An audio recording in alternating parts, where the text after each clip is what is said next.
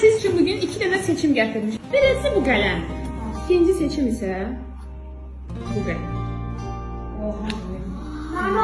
Hansını seçirsiniz? Bu kalemi isteyenler size bildirmek isterim ki bu kalem yazmır.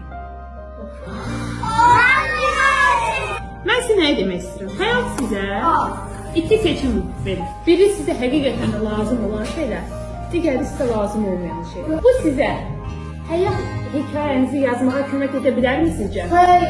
Ama bu kırılsa da, gönlü olsa da bu size kömek edecek.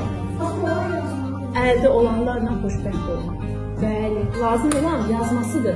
Lazım olan bize yararlı olmasıdır. Biz insanlar da beləyik. Bize lazım olmayan şeyleri beynimize salır. Ay İbrahim kimle dostluq elədi. Bu bahalı geyimi geyim. Ne kadar önemlidir ki?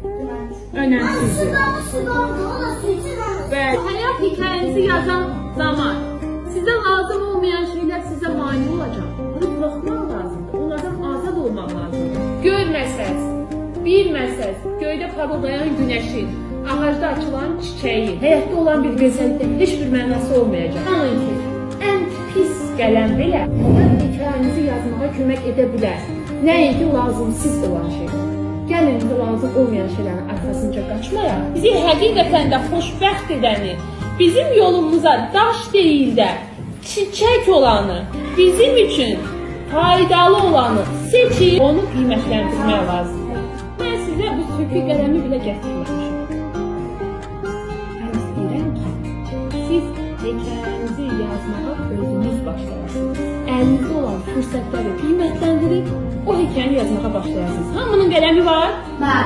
Hamının ürəyi var? Var. Məktəbdə hekayənizi qələm ilə, həyatda hekayənizi nə ilə? Ürəyiniz ilə.